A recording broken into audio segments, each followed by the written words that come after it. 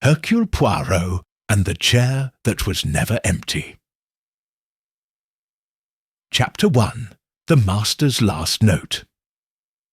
Evening was descending on the quiet village of Vernay-sur-Marne, slowly hiding the elegant villas among the long shadows of the cypress trees. In the studio of the house called the Blue Flag, the famous retired conductor Julien Mercier had been found dead. Sitting at his desk with an open score and an untouched glass of cognac, he seemed almost asleep, if it weren't for the thin line of blood running from his right ear. It was the young and always punctual Sophie Lacombe, his personal assistant, who discovered the body. The scream she let out echoed through the halls like the crash of untuned cymbals. The local police, led by Inspector Roland Duret, arrived quickly. There were no signs of a struggle, no fingerprints, no burglary. The window was locked from the inside. The door had not been forced. The medical examiner estimated the time of death between 4 Charles and 5 Gal p.m. The apparent cause, a precise blow with a thin, pointed object behind the ear. No weapon was found. Who else was in the house? Duret asked dryly. Only those who live here, monsieur, Sophie replied, still trembling. Mr. Mercier, his wife in the back room, the gardener on the grounds, and Mademoiselle Colette Ravel, who arrived for her private piano lesson. She was playing while that was going on.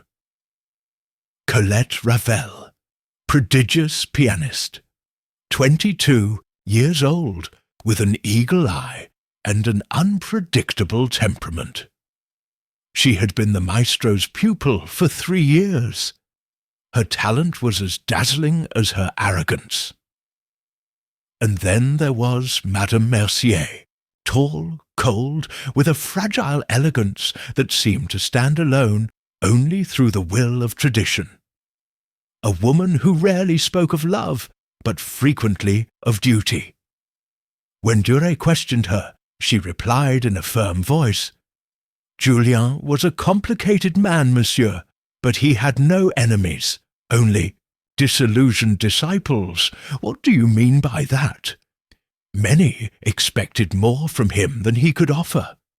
We sometimes forget that geniuses are not eternal. Duret frowned. The crime had the flavour of the insoluble. No clear motive, no apparent opportunity. But something didn't add up. The chair in front of the desk, a blue velvet chair, always empty for visitors, had a slight indentation, as if someone had sat there, someone no one mentioned. It was at that moment that the inspector, with a resigned sigh, wrote a letter and sent it to Paris. Because when crimes seem impossible, and the culprits seem all too silent, only one name comes to mind. Hercule Poirot examined his cup of hot chocolate with the same concentration with which others study philosophical treatises. When Inspector Duret's telegram arrived, he let out a faint ah that only Georges, his faithful assistant, could interpret as approval. A murder in a closed room, Georges, and a chair that shouldn't have been occupied. Curious, very curious. Are you travelling, monsieur? Mais bien sûr. One doesn't abandon the art of deduction when called upon from such an exquisitely orchestrated setting. Pack my grey suitcase. And my patent leather shoes. We mustn't offend the deceased's taste with a poor presentation. And so, with his perfectly waxed moustache and his walking stick in hand, Hercule Poirot set off towards the Blue Flag, where the music had stopped. But the secrets, perhaps, continued to play silently from a chair that, according to everyone, was never occupied. Chapter 2. A House Full of Echoes. The blue-flagged stood on a gentle hill, surrounded by tame ivy and neatly trimmed hedges. When Poirot got out of the car, his eyes immediately shifted to the upper-floor windows, a habit of his, examining the silence before entering the noise. Inspector Duret greeted him at the door with the tense respect of someone who knows he will be overshadowed. "Mr. Poirot, we appreciate your presence." "Inspector Duret, I appreciate your courtesy. I trust you haven't touched anything important?"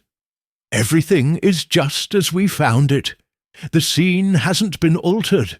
"That's fine. It's always better to look with fresh eyes before the scene goes cold like a sloppy soufflé." They led him directly into the study. Poirot looked first not at the body, now removed, but at the surroundings, the dust-free edges of the desk, the barely moved curtains, and that blue velvet chair. "Does this chair get a lot of visitors?" he asked, stopping in front of it.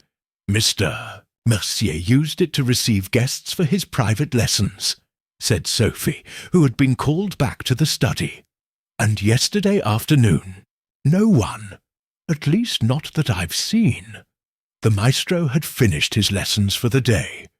Colette Ravel arrived unannounced. I wanted to show her a new composition, but when she came up, it was already— He stopped, his voice breaking. Poirot raised an eyebrow and walked slowly across the room. He stopped in front of the untouched brandy glass. Was it common for Monsieur Mercier to drink alone? Only at night. In the afternoons he preferred tea. Madame Mercier chimed in from the entrance, where she watched everything with cool composure. That cup was put there by Sophie, a useless habit. Julien rarely touched it. "So, madame, do you think your husband never tasted cognac?" "Absolutely not. I knew him well. If he'd been drinking, there'd be some fingerprints on the napkin. He always wiped his lips." Poirot nodded. His eyes now scanned the wall clock, which had stopped at 4:47. Curious. Who was playing the piano when the scream was heard? "Me," replied Colette Ravel, who entered at that moment as if responding to a carefully rehearsed script. "I was playing a piece of mine, a dissonant allegro, very intense. I wouldn't have heard a bomb." "And when did you last see the teacher?"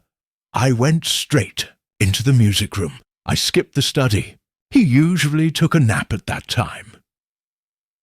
Poirot turned to her with a calm but sharp look. "You didn't announce your arrival." "What for? Julien always left the door open for me."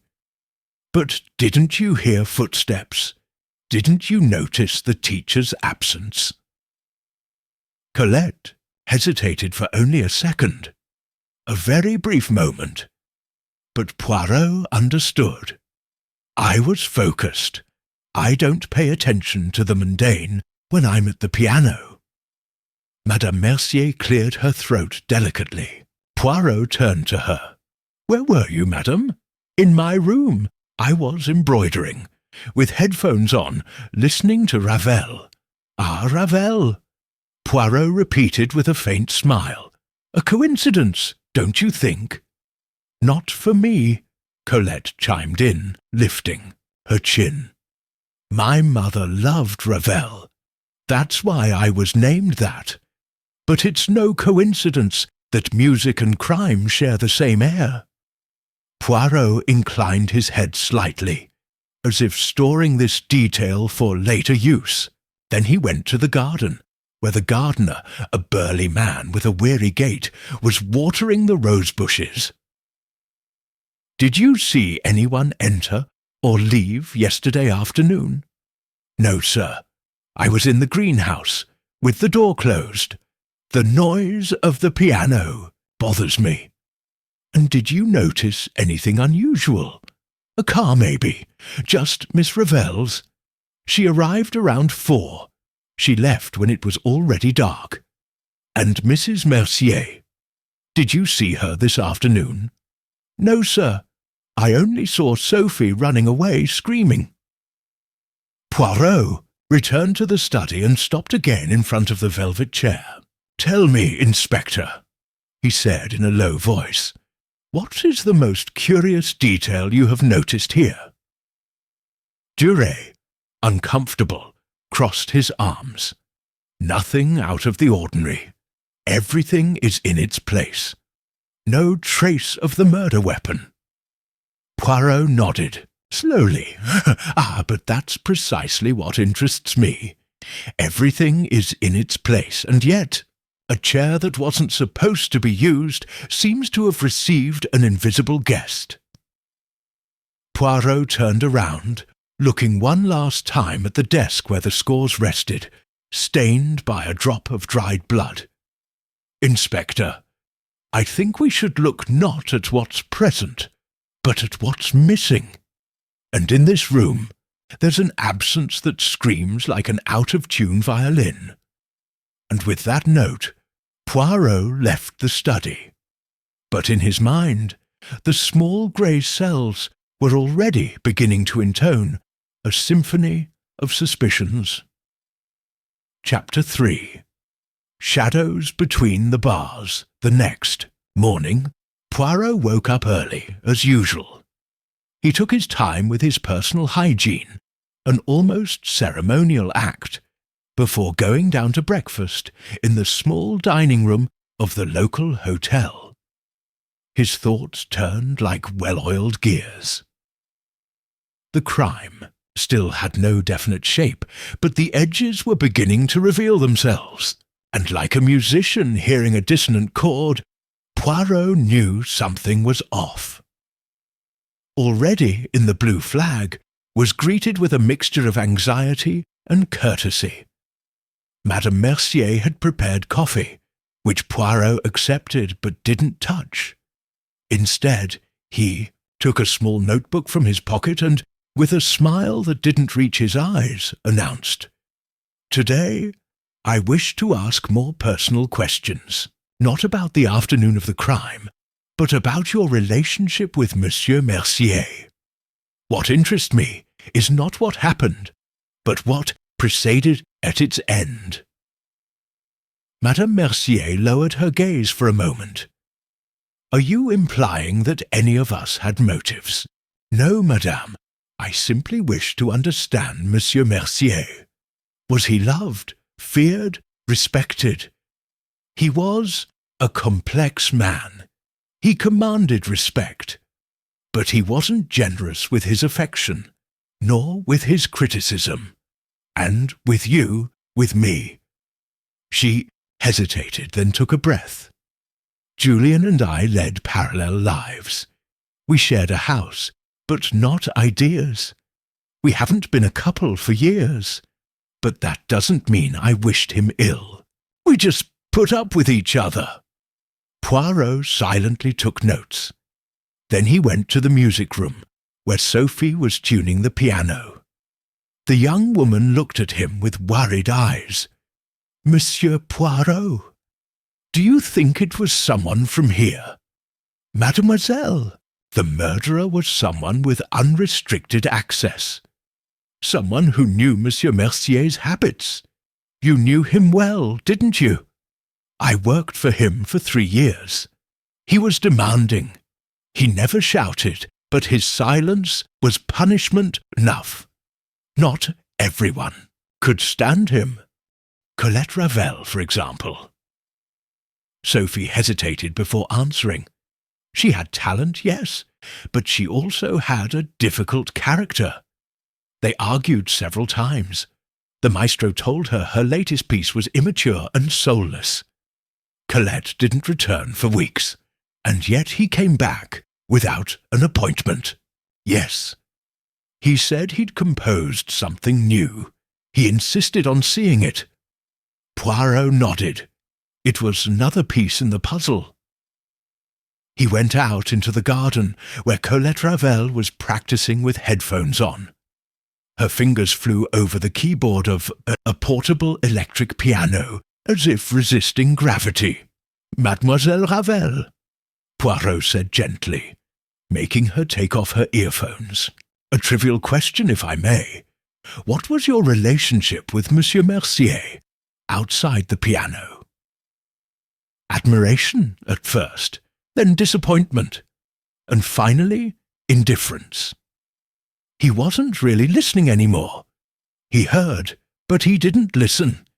And yet he came, to close it, to show her she was wrong.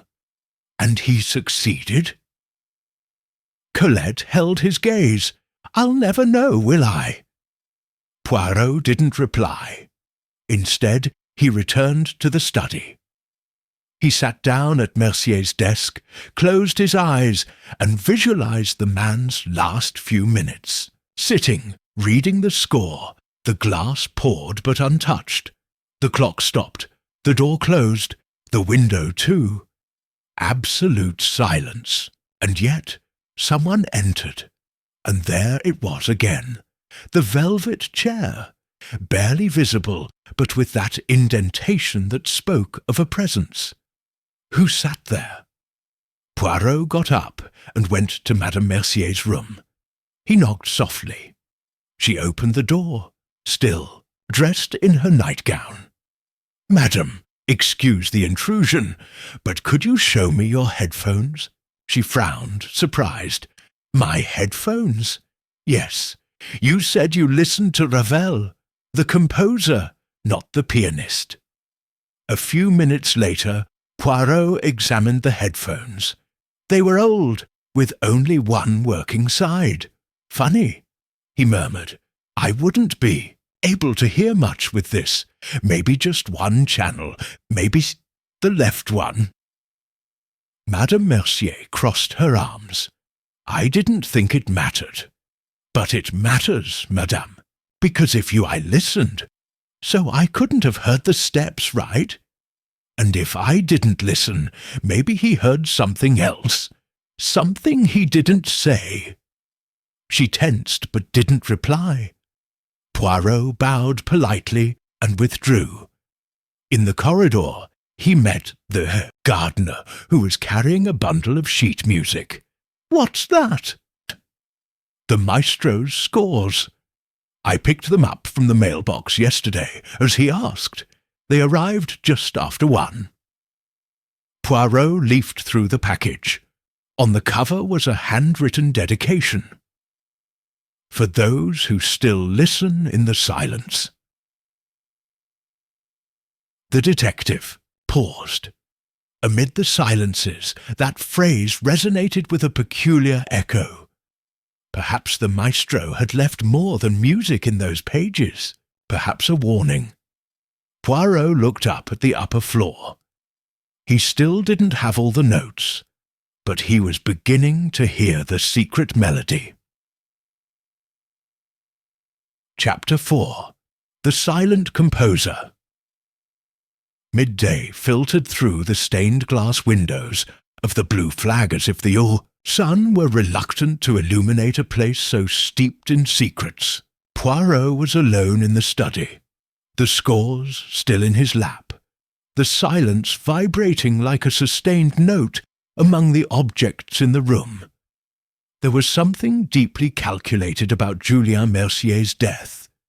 It wasn't a fit of rage, but a piece performed, with technique and precision, like a symphonic measure, played in the dark. He took the dedication on the cover, for those who still listen in the silence. An ambiguous message, possibly a warning. To whom was it addressed? His wife? Colette? Or perhaps the murderer? Poirot didn't believe in coincidences, much less in poetic coincidences written by practical men like Mercier. Shortly afterwards, Inspector Duret joined him, with the tense expression of someone who does not appreciate mysteries without witnesses. "Monsieur Poirot, have you discovered anything?" he asked with a barely concealed hope for a quick solution. A lot and nothing, Inspector. It all depends on the angle from which you look at the piano. Have you spoken to the music editor who worked with Mercier yet? We located him. A man named Bernard Valette. He says he received a new untitled composition 3 days ago, with instructions to keep it confidential. And have you heard it? No, it was encrypted, according to him. An old obsession of the teacher's. Poirot nodded. Mercier had been a methodical man, even in death. Ciphering a composition was unusual, but not for a man who distrusted even his own shadow. Perhaps this piece contained more than music. Perhaps it contained a confession, or a trap. He then decided to ask Sophie to bring all the manuscripts Mercier kept in the music room. She complied diligently, neatly stacking the folders on the dining room table. Many of these are discarded versions, he explained. The maestro was constantly rewriting, furiously crossing out passages if he didn't like them. Poirot began to review the scores one by one. Some had lines crossed out in red ink, others had technical notes. But one caught his eye. It was a short, nameless piece, written in an unusual key, augmented B minor, and in the lower corner, a peculiar mark, 3 dots in the shape of a triangle. Poirot examined them carefully. "Do you recognize this brand, mademoiselle?" "No, I've never seen her," Sophie said. "And you play music?" "A little, solfeggio and basic harmony." "Then you'll notice that this piece is strangely sharp, as if it were made to be played badly." "What do you say?" "Notice the forced silences, the illogical repetitions. It seems designed to sound awkward, like an interrupted conversation." At that moment, Madame Mercier appeared on the threshold. Julien hated imperfection. He would never have allowed a piece like that. "It's unacceptable." Poirot turned to her, his expression imperturbable. "Madam, you said you didn't share ideas. Does that mean you didn't argue?" "Exactly. We didn't talk. We shared the same roof and the same indifference, but he still dedicated music to her. Sorry." Poirot raised the score. "This piece, for example, the triangle. Doesn't it look familiar, madame?" Mercier paled slightly. "I don't know what you're talking about." But Poirot had already noticed it. A brooch on her silk dressing gown, 3 stones embedded in it, forming a small triangle. An old gift, no doubt, but a memorable one. A message hidden in dissonant music. Later, Poirot asked to speak to Colette Ravel again. He found her in the living room, reading a book on music theory. "Mademoiselle, do you know the 3-point triangle mark?" She looked up, surprised. "Of course. It's an informal signature between musicians who have worked together. They use it when a piece isn't entirely theirs, but shared." "And you collaborated with Monsieur Mercier?" "Never. He didn't share her genius. But you once tried to get me to do it, didn't you?" Colette slowly closed the book. "Once, I suggested we write a suite together. He laughed. He said I still couldn't distinguish between notes and noise." "And that offended you?" "Of course. But he didn't make me a murderer, if that's what he's implying." Poirot smiled slightly. "No, but someone else might have felt it as a definitive rejection. Someone who didn't feel young, or brilliant, or heard, and yet still wanted to leave their mark on one last score." Poirot returned to the studio, his mind sharpening. The crime seemed less and less like an improvisation, and more like a complex composition. One that used as instruments not only scores, but also emotions, pride, disdain, loneliness.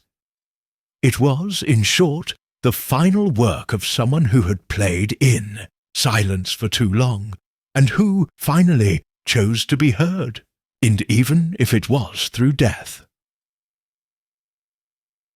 Chapter 5. The Trail of the Broken Compass. Poirot retired early that evening to his room at the hotel.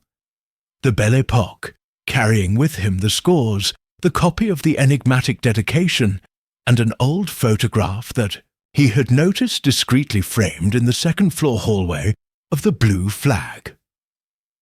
The picture showed a young Julien Mercier in the company of 3 people.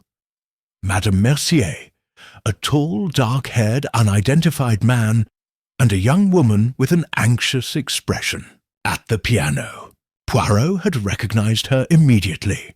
Colette Ravel, much younger, almost a teenager. That photograph wasn't recent.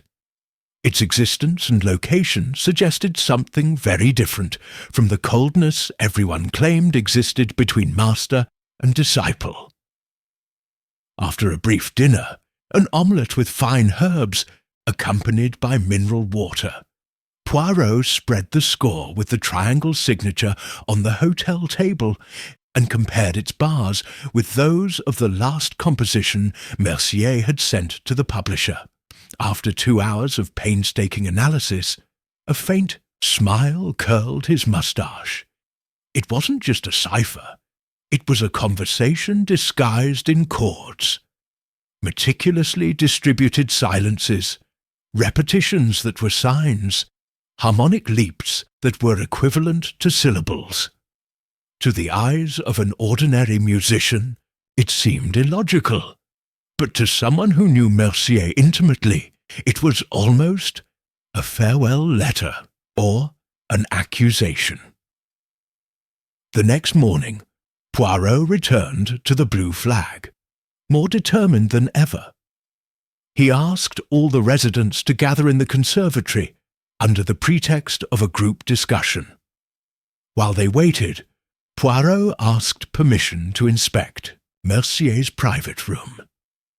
It was there that he found the detail he was looking for, a leather-bound notebook carefully hidden at the back of the wardrobe. It had no name on the cover, but inside were the composer's intimate notes, musical reflections, names of unpublished pieces, and, in an entry dated just 4 days before his death, a disconcerting note. The empty chair has been occupied lately, not by disciples nor by music lovers, but by resentment disguised as courtesy. The mask cracks. The final score won't be mine, but I'll make sure to get the last note right. Poirot gently closed the notebook. The message wasn't poetic. It was a precise warning.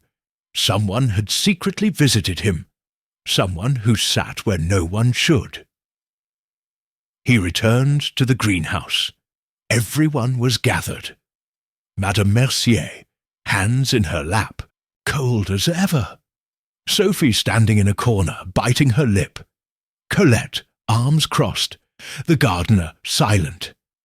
And Inspector Duret, uncomfortable with the floating tension. Poirot stood in the middle of the room, as if he were about to conduct a symphony.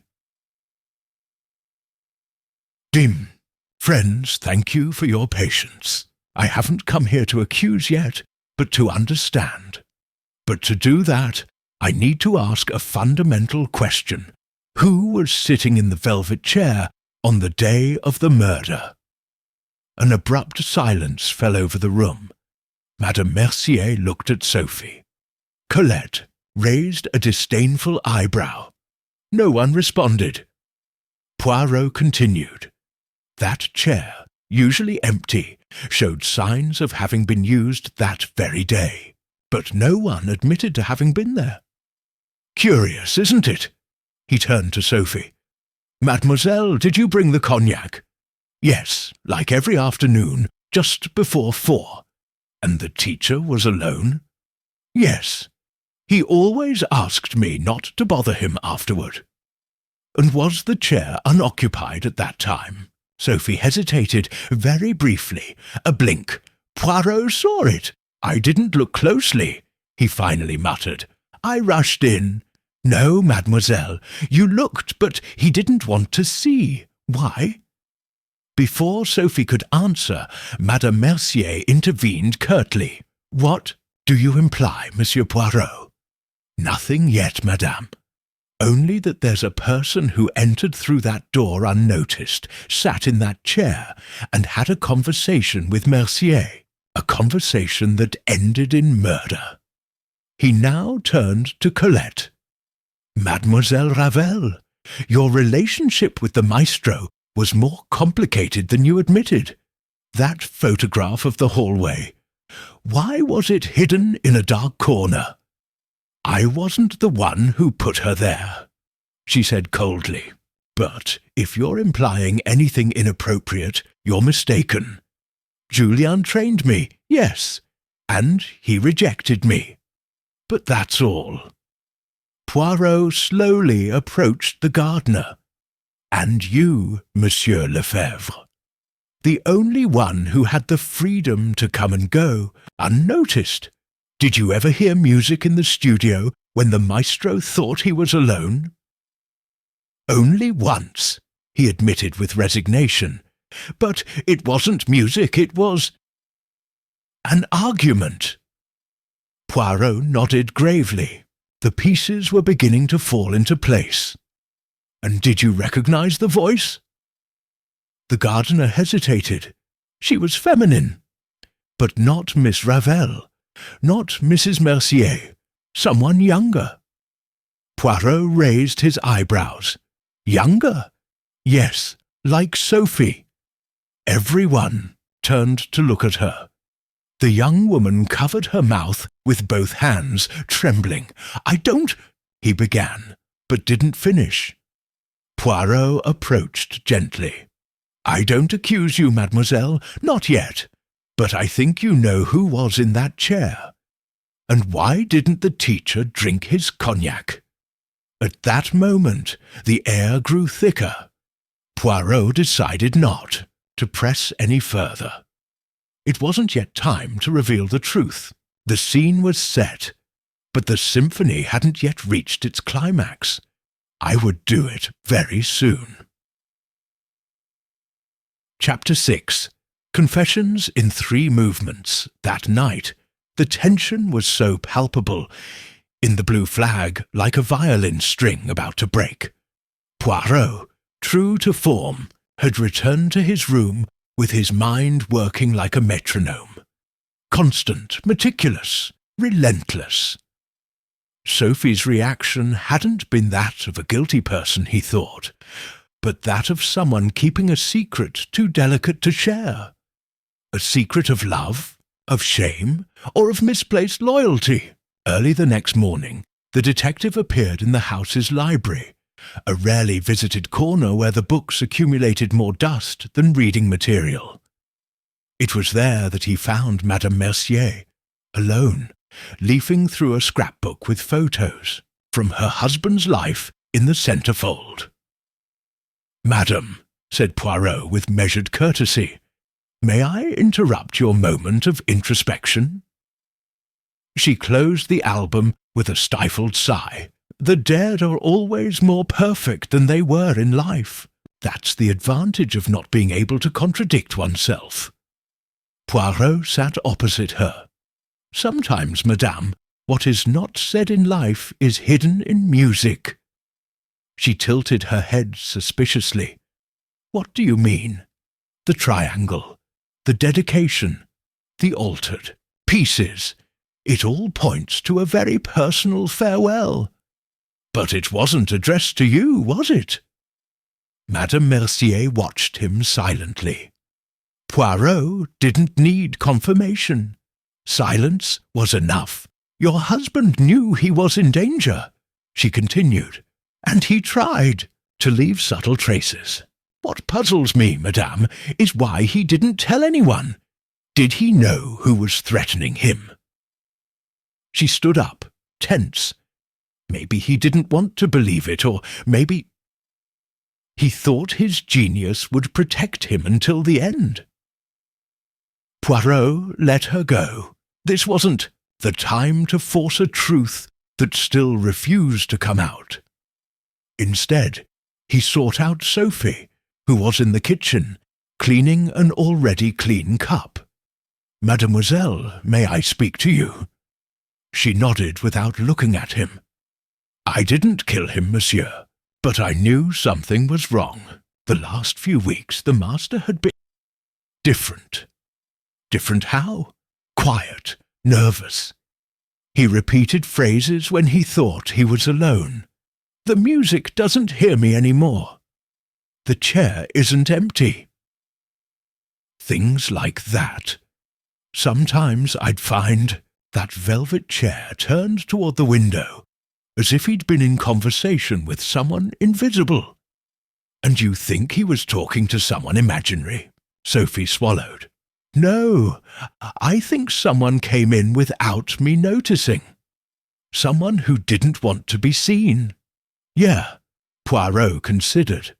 "A figure moving on the fringes of the house, occupying a space without leaving a trace, knowing everyone's schedule. A household ghost? No, something worse. Someone familiar." It was then that he asked to review the property's external security cameras, which Inspector Duret had mentioned, but which had been dismissed as useless for weeks. Reviewing the oldest available records, Poirot noticed something in one of the recordings from the day before the crime. A figure leaving the house through the back door at dusk, covering its face with a dark scarf. The movements were quick, nervous, and the figure was small. Poirot remained thoughtful. Then he asked for the discarded scores, the ones with red crossouts, to be brought to him. He compared them with the ciphered piece, and he noticed the same pressure of the strokes, the same oblique direction of the P's, the peculiar shape of the treble clefs. "No," he whispered. "This score wasn't written by Mercier alone. Someone else completed it." That afternoon, Poirot asked to speak privately with Colette Revel.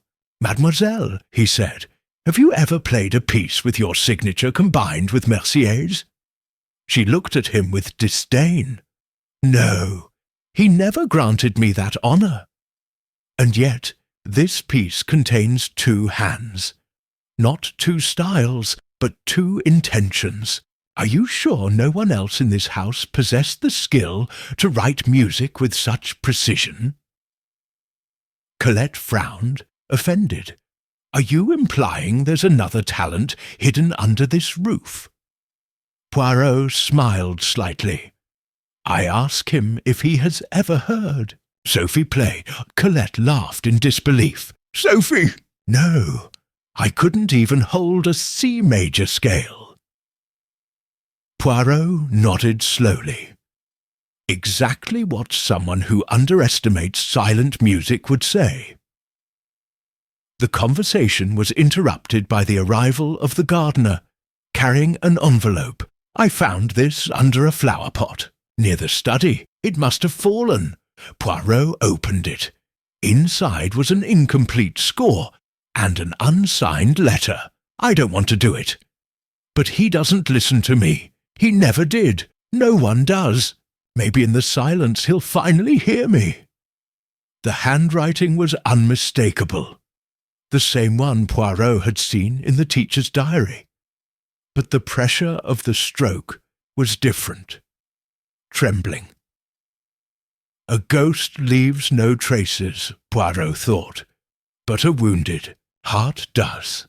The melody of the crime was beginning to reveal itself fully, and Poirot, as always, had already heard the wrong note in the beat of silence. Chapter 7.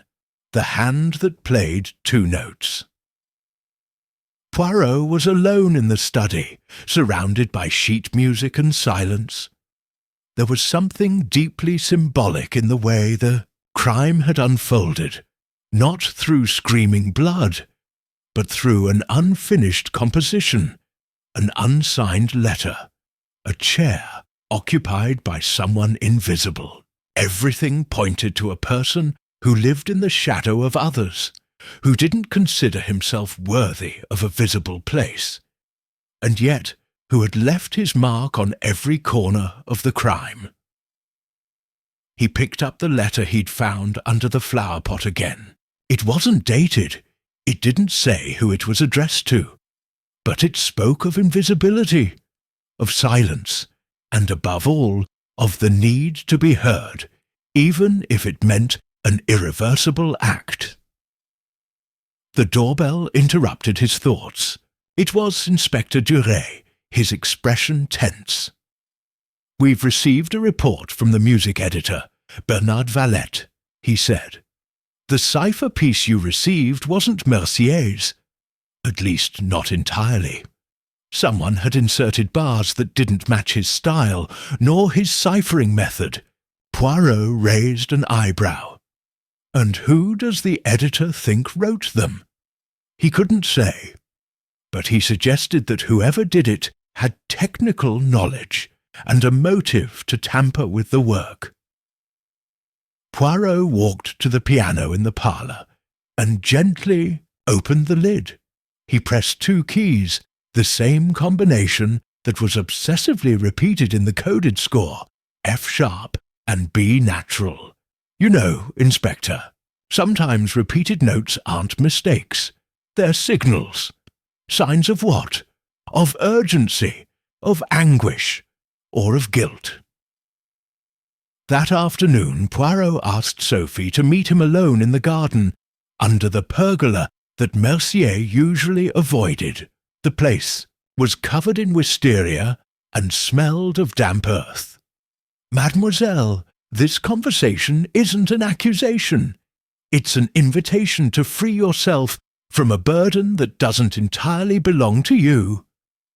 Sophie blinked nervously. "I don't understand." Poirot didn't raise his voice. He spoke as if tuning a violin. "You didn't kill Mercier, but you do know who did. And you've known it all along. The score, the hidden envelope, the unsigned letter. These are the traces of someone who didn't know whether to leave a legacy or confess to a crime." Sophie bowed her head. Her fingers trembled. I just wanted to protect her." "Whom?" Lucille Poirot stood still. "Lucille? My sister. She doesn't work here. No one knows her. But she came by sometimes when everyone was busy. She sat in the blue chair. She talked to the teacher. She admired him deeply." Poirot closed his eyes as if confirming a long-held hypothesis.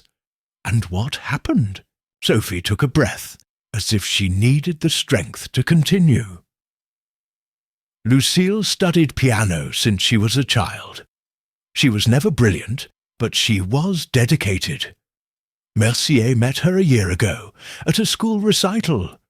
He took her on as a private student, in secret. He didn't want others to know he was teaching someone ordinary. And then she fell in love with him, or thought she had. But he was cruel. He told her her hands were dumb, that she would never understand real music. And yet she persisted. They composed together in the evenings, or so she thought. But then he took a piece of hers, signed it as his own, and sent it to the publisher. The encrypted piece." Sophie nodded. Lucille felt betrayed. She went to his studio the day of the crime, demanded an apology. He laughed. He said what she'd written wasn't music, but sentimental scribbles.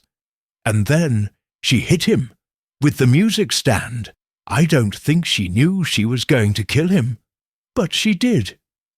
Poirot said nothing. The story unfolded in gentle but definitive strokes. The crime hadn't been premeditated in the traditional sense. It was the outburst of someone who had lived on the margins of harmony. I arrived minutes later, Sophie continued. I saw him lying there, with the sheet music open. Lucille was crying. She asked me for help. We hid the gun. We cleaned up what we could. I fixed the drink, pretending nothing had happened. And no one saw her enter or leave. Nobody knows her. She doesn't exist for anyone else, only for me. Poirot closed his eyes for a moment. And the letter under the flower pot. Was it written by her? Yes, I was going to leave it there, but in the end I didn't have the courage. A deep silence fell over the garden. Poirot slowly rose. Thank you for your honesty, mademoiselle. It's not my job to dictate justice, but to seek the truth, and today the truth has struck a very human note. That evening, Poirot wrote a letter to the music editor. Mercier's last composition must be published as it was written, without corrections, without glory, because sometimes it's the imperfect notes that tell the true story. The symphony of crime wasn't yet finished, but its final melody was already taking shape, and he, like a good conductor, knew how to wait for the exact moment for the final note. Chapter 8. The Dress Rehearsal of Silence. The next morning dawned covered in a faint mist that clung to the rooftops of Vernay-sur-Marne like a sigh that refused to dissipate. The blue flag, the atmosphere seemed suspended between two times, that of the tragedy that had occurred, and that of the secret that had yet to be made public. Hercule Poirot, immaculate as ever, paced around the greenhouse, his hands clasped behind his back, his lips pressed into a thoughtful line. He had heard Sophie's confession. He had pieced together the emotional fragments of the crime, and yet something in the score of the human soul told him there was still one note missing, one last change in the beat. He went to the study and asked to be left alone. He closed the door carefully. Then he took the score with the triangle's signature, the letter of repentance, and Mercier's private notebook out of his pocket. He spread them out on the desk. Everything fit together, almost too well. The crime had a powerful emotional logic, yes. Lucille, young, ignored, betrayed. Sophie, loyal to the point of concealment. But Poirot, a man of order by vocation, knew that even pain must have symmetry. And in this case, a figure had yet to be placed on the pentagram. Inspector Duret entered shortly after, without being called. So it's Sophie, or that invisible sister. Poirot raised an eyebrow. Lucille committed the physical act, Inspector, but a crime is never just the hand that commits it. It's also the will that guides it. And I'm afraid we've ignored the most obvious shadow of all. Madame Mercier? No, she lives among ruins, but she doesn't build labyrinths. No, Inspector. I'm talking about someone who has manipulated from the first chord. Someone who knew music, emotions, and revenge. Duret frowned. Colette Ravel? Poirot nodded gravely. Exactly. Minutes later, Poirot asked to see Colette in the music room. She arrived wrapped in a black silk shawl, her hair tied back, and the expression of an actress about to enter the stage. "What do you want now, Monsieur Poirot?" I've already told you everything I know." Poirot pointed to the piano. "Would you mind playing the cipher piece Mercier sent to the publisher?" She frowned. "The one they say he didn't write completely." "Exactly. I'm interested to see how you interpret it." Colette sat down without saying anything. She opened the score and began to play. The first notes flowed with apparent fidelity, but Poirot noticed how her fingers hesitated slightly in the middle bars. There was an unease there, an echo of familiarity she was trying to conceal. "Curious," said Poirot at the end. "You hesitate precisely in the sections that don't correspond to Mercier's style. Why is that?" Colette looked at him tense. "I don't know. Maybe because they don't have musical coherence. Or maybe because you wrote them yourself, as part of a secret collaboration that ended in betrayal." "That's ridiculous. It isn't. You corresponded with Mercier privately. He mocked your contribution, or perhaps downplayed it. You withdrew publicly, but privately you sowed discord. Were you the one who encouraged Lucille to confront you?" Colette stood up, furious. "Are you saying I manipulated an insecure girl into doing what I didn't dare to do?" "I'm not saying it. I'm just suggesting it. Because you, mademoiselle, knew Lucille, not by chance, not by accident. You found her, you observed her, you promised her recognition. And then, afterwards, you just had to let resentment do the rest." Colette clenched her fists, but didn't deny anything. Poirot lowered his voice. "The notes you wrote, they weren't meant for harmony. They were meant to be heard as dissonance, a declaration, and against the maestro. Lucille was only the interpreter. You, mademoiselle, were the composer of the crime."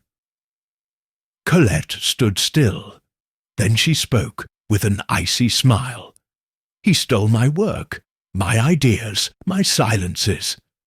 I gave him music and he scorned me back. He deserved it. I didn't kill anyone. I just showed the way." "And yet," Poirot murmured, "he did it with the precision of a scored score. Bravo." That evening, Poirot drafted a comprehensive report for the investigating magistrate. He explained Sophie's cover-up, Colette's manipulation, and Lucille's emotional fragility. He didn't call for immediate arrests. He suggested phased interrogations. Because, as he well knew, not all guilty parties carry the same weight before the law, but all have a place in the truth. While packing his suitcase, Georges asked him, "Case closed, sir?" Poirot looked towards the piano. "Closed, Georges, but not finished. Because in music, as in life, sometimes the last note doesn't sound. It's only a feeling." Chapter 9. The shadow that tuned the silence. The house, once filled with complex melodies and iron perfectionism, was now plunged into a strange silence. The blue flag he seemed to be holding his breath, as if he feared that a misplayed chord might trigger the final collapse. Poirot, however, moved between the rooms with absolute calm, like a tuner before a final concert. The events had emerged as separate notes. Mercier's artistic betrayal, Lucille's anger, Sophie's protective complicity, and Colette's dark manipulation. But what was still missing? What Poirot always waited for until the last moment was the hidden tone, the nuance that is not seen in the score, but that transforms everything. That morning, Inspector Duret caught up with him on the upper floor, gallery. "I've questioned Sophie again. She insists her sister has been missing since the night of the crime." She hasn't given an address or last name. She says Lucille never really existed. Poirot nodded slowly. Sophie, in her desperation, has created an ambiguous figure. Did Lucille exist? Yes, but not as she's been presented to us. Are you saying she lied? That her sister wasn't the perpetrator? I'm saying, Inspector, that there's no Lucille without Sophie, that they're the same shadow projected from different angles. Duret stood still. An invention? Poirot shook his head. A fragmentation. Sophie spoke of her sister in the third person, because she couldn't face the idea of being the perpetrator of the crime. An emotional dissociation. Lucille is the name she gave to the part of herself that harboured the rage, the frustration, the desire to be heard. That's why no one has seen her. That's why there are no records. Because Lucille is nothing more than the other name for the silence that Sophie carried. The inspector rubbed his face with both hands, astonished. But how can you be sure? Poirot looked at him calmly, with that mixture of compassion and surgical precision that characterized him. Because I've read Sophie's music, because I heard her breathing as she read the letter, and because last night, when I saw her walking down the hall, she was murmuring a melody that only appears in the bars Lucille supposedly wrote. Music doesn't lie, Inspector. The human mind does. Shortly after, Poirot sat opposite Sophie in the main drawing room. The young woman was pale, but serene, as if she knew the moment had arrived. Sophie, he said, I don't want a confession. I want understanding. For you, for others. She pressed her lips together. I couldn't take it any more, monsieur. I lived among geniuses, invisible, unattainable. He heard me play sometimes, but only to tell me to play it quieter. He never asked if I composed. He never wanted to know who I was. Sophie, and then he created Lucille. She nodded, her eyes moist. Lucille was strong. Lucille didn't ask permission. When he mocked that piece, when he yelled at me that I wouldn't understand a chord progression even at 100 years old. Something inside me broke. I don't know how I got to the music stand. I only remember the sound, not a scream, but something falling, silence, and his body. Poirot didn't interrupt her. He just listened, as perhaps no one had ever done before. And then Colette found me. She wasn't alarmed. She just said, now he'll listen to you, but don't tell me I taught you how to write that piece. He helped me hide the music stand. He helped me clean the ink. He gave me the envelope with the letter, and then he left, playing one of his compositions as if nothing had happened, because she wanted revenge too. Yes, but without getting dirty. Poirot looked at her gravely. And why didn't you escape, Sophie? She smiled bitterly. Because I was free now. For the first time, someone he listened to me. That evening, Poirot requested a private meeting with the investigating magistrate. He handed him 2 documents. A letter signed by Sophie and another signed by him. The first was a simple, undramatic confession. The second was a psychological analysis that exposed with surgical precision the emotional dissociation, the manipulation suffered, and the fragility of the crime. She's not a serial killer, Monsieur le Juge, Poirot concluded. She was a woman torn in two by contempt, and manipulated by another woman who understood only too well how human tragedies are made. The judge read both letters in silence. "Then," he sighed, "we'll leave it in your hands, Poirot. But I warn you that the law doesn't always recognize nuances. No, but justice sometimes does." Upon returning to his hotel, Poirot sat by the window with a steaming cup of hot chocolate. Georges served him silently, as always. "Monsieur," he said at last, "do you think Sophie will be forgiven?" Poirot didn't reply immediately. He looked towards the horizon, where dawn was beginning to paint soft notes in the sky. "I don't know, Georges, but I know that for the first time it's been heard, and sometimes that's enough to begin living, without needing to continue composing in the dark." Chapter 10. The last note of silence, the blue flag. It stood like a theatre closed after its last performance. The curtains hadn't been drawn, but the air in the aisles no longer held the weight of expectation. Only the reverberations of an interrupted symphony remained. For Poirot, it all had the melancholic flavour of a score that ends on a minor chord, not because of a lack of resolution, but because the truth sometimes doesn't sound like a victory. The morning progressed slowly. The local press had learned that the famous Belgian detective was in Vernay-sur-Marne, but had obtained no details. The investigating judge, after reading his full report, decided to act prudently. Sophie would be transferred to a psychiatric clinic for special treatment. The case would not be brought to public trial. There was no conclusive material evidence, and Lucille would remain a shadow, legally non-existent. As for Colette Ravel, no formal charges were filed. Her role, sly, manipulative, but indirect, would remain an undocumented dissonant note in the case file.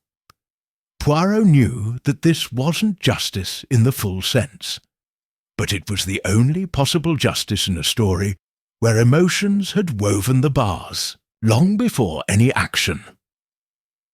Poirot requested a final meeting with everyone involved in the music room.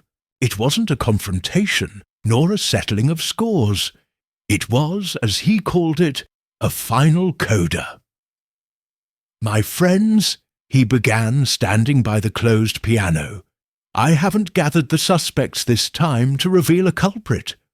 I've already done that. Today I'm bringing you together to talk about what remains when the crime has been explained, but not overcome." Sophie, paler than ever, sat next to Madame Mercier. Colette stood with her chin held high. Inspector Duret watched from a corner with his arms crossed.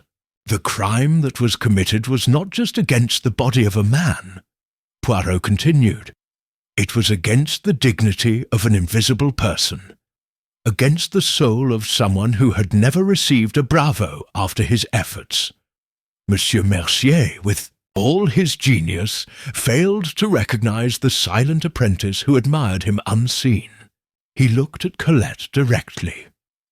And others, more experienced with pain, manipulated that wound as if it were just another key on a keyboard. Not to help, but to be heard too, even if it was through someone else. Colette didn't respond. She just pressed her lips together. Poirot turned to Madame Mercier. "And you, madame, you lived among the marbles of composure, but your silence wasn't neutral. It was a form of abandonment." She bowed her head slightly, without contradicting him. Finally, he turned to Sophie. "Mademoiselle, the crime wasn't your final note. It was a scream written badly on someone else's score. But now it's your turn to write your own, with your own chords, without needing to hide behind another name." Sophie didn't speak, but her eyes filled with silent tears. Poirot sighed softly and turned back to the piano. He placed a sheet of lined paper on top, took out a fountain pen, and slowly wrote a short harmonic progression: C minor, G major, F minor, A flat major. Then he signed underneath: "For those who no longer need to be Lucille to be heard." The next day, Poirot left Vernay-sur-Marne. There were no grand farewells, just a handshake from the judge, a grateful glance from Sophie from the clinic window, and a short article in the newspaper titled, "A Brilliant Mind Solves the Quietest Crime of the Year." The note omitted the essentials, but that didn't worry him. Already on the train to Paris, Georges served him his traditional hot chocolate. Poirot settled in, leafing through a score he had brought with him. It was the ciphered composition, now corrected and signed Sophie Lemaitre. The publisher had accepted it. The first official publication by someone who had been invisible for years. "Are you satisfied, monsieur?" Georges asked. Poirot didn't reply immediately. He stared out the window, watching the countryside flash by like an unrolled ribbon. "Satisfied isn't the word, Georges, but I'm in tune. And that, in such a discordant world, is enough." And as the train pulled away, in some concert hall, a young woman began to play an unheard piece. Not perfect, not brilliant, but authentic. The music at last was hers. Chapter 11. A note that was not in the score. Although the story had reached its official resolution, Hercule Poirot, like every master of his craft, knew that human truths rarely fit into a court report or a structured confession. Thus, a week after leaving the Blue Flag, the Belgian detective found himself back in Paris, walking down the Rue des Capucines, when he received an unexpected letter. The envelope was discreet, with no return address, and the paper was of good quality. Inside a folded sheet of paper contained only a single sentence: "The chair was never empty, because there was never a single person in it." Poirot stopped walking. That wasn't just a metaphor. It was a provocation. He immediately returned to his apartment. He turned on his reading lamp, placed the letter on the desk, and took out a copy of the crime scene sketch. He mentally reviewed each element: the chair, the desk, the untouched glass. The clock stopped at 4:47 p.m. What had he missed? After a few minutes, Poirot stood up resolutely. "Georges, pack my suitcase. We're going back to Vernay-sur-Marne." When he arrived at the Blue Flag, was greeted by Inspector Duret, clearly surprised. "Another chapter, Monsieur Poirot?" "Perhaps just a coda, Inspector," said Poirot, with a smile that was not entirely serene. "But believe me, one misplaced note can ruin an entire symphony." He asked permission to inspect the studio once more. Nothing had changed. Everything was exactly as before. And yet Poirot now saw it differently. He sat down in front of the famous blue chair, that silent piece of evidence. He examined it closely. The fabric showed signs of wear. But something caught his attention. Along the lower edge, almost imperceptible, there was a different seam. Not fresh, but tighter. Poirot ran his fingers along the edge, felt a small bump, and then, with extreme care, extracted a flat object wrapped in fine velvet. Inside, a small notebook, not Mercier's, This one was more personal, more raw. It wasn't signed, but the first few lines were enough for Poirot to know who it belonged to. I can't keep watching and doing nothing. He shapes her, oppresses her, makes her feel less than a background note, but she doesn't see it. She thinks it's love. Poirot closed the notebook. Inspector, do you remember the gardener? Monsieur Lefebvre. What about him? I want to talk to him. Now, the gardener was located in his cottage at the edge of the grounds. At first, he seemed calm, but when he saw the notebook in Poirot's hands, he paled. It's not what you think. Then explain it. Lefebvre sank into a wooden chair. I watched Sophie suffer for years. I listened to her play at night alone when no one else would. Mercier ignored her. Colette used her. And you, monsieur, will know better than anyone that a crime is rarely born of pure hatred, but of accumulated contempt. Were you in love with Sophie? I still am, but not as a poet. As someone who saw his talent, his silence, his rage. Poirot didn't interrupt. He just let the little grey cells line up. Did you write this notebook? Lefebvre nodded. I didn't do it to justify it. I wrote it to understand it. And yes, I was there the day of the crime. Not at the exact moment, but I heard part of the argument. I heard the fall. I saw Sophie run. I went closer. I saw Mercier dead.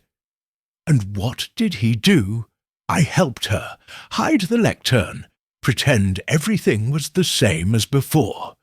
Colette had already fled.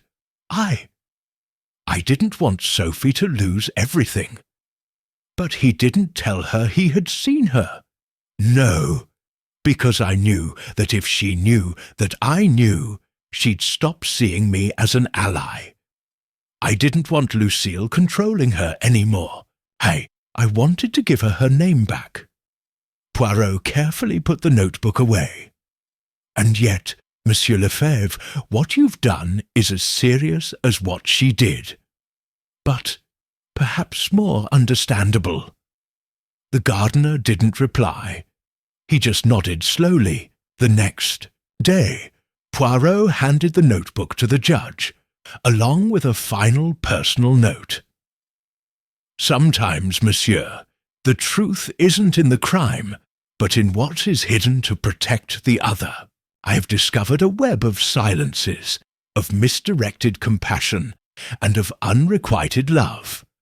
Punish if you must, but know that in this score there are no villains, only dissonant notes that tried to strike harmony in their own way.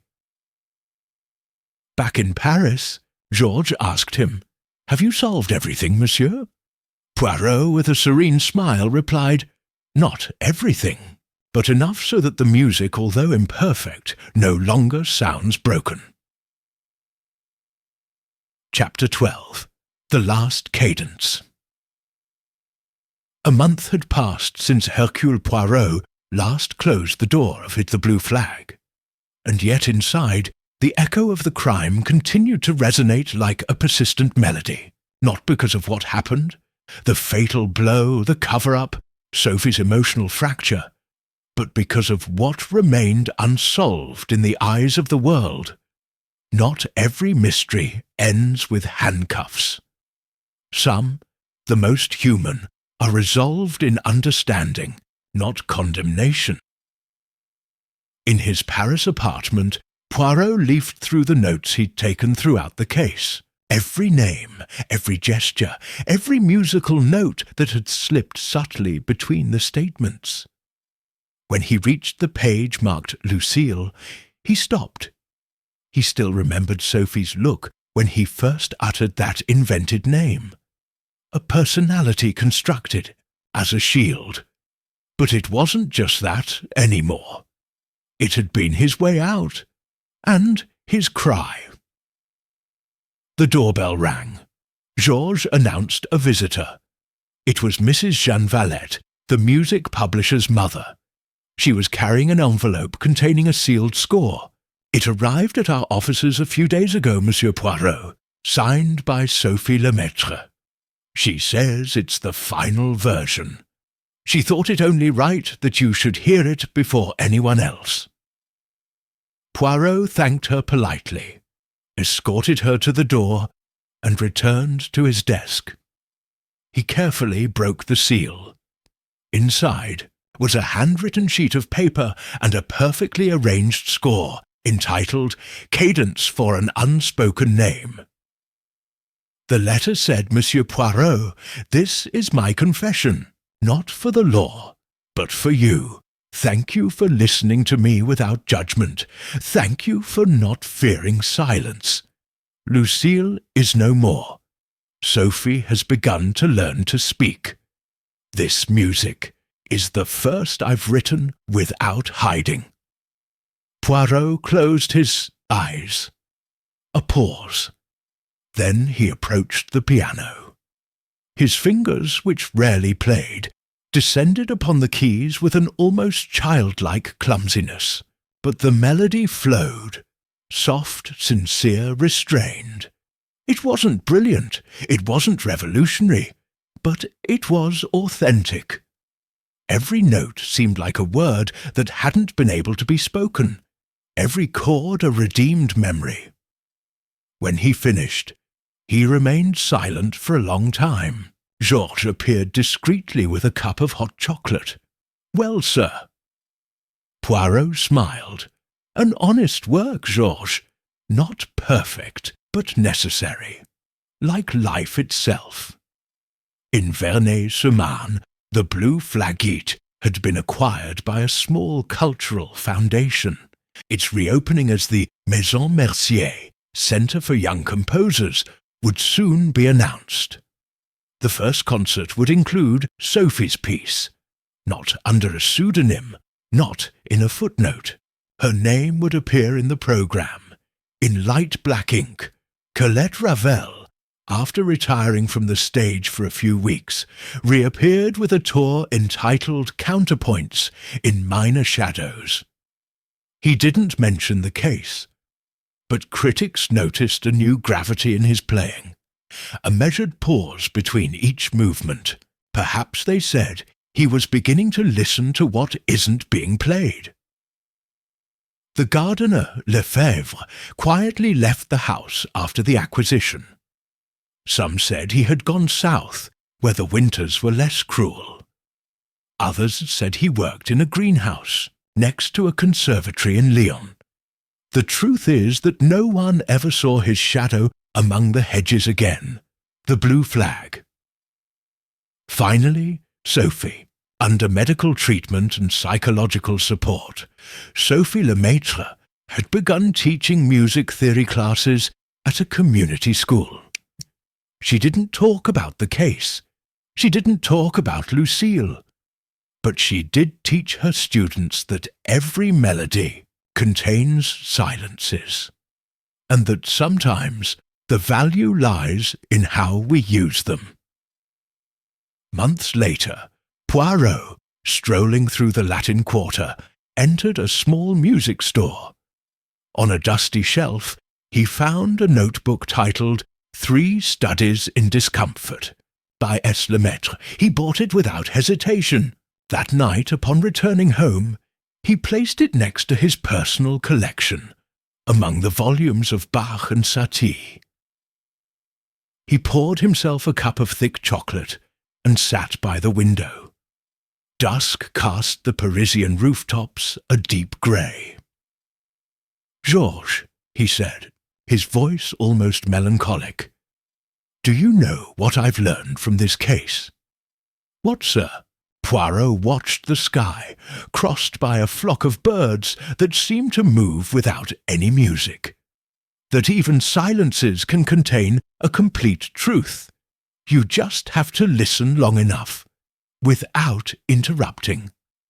And with that last thought, Hercule Poirot closed his notebook, turned off the lamp, and allowed silence for once to envelop him.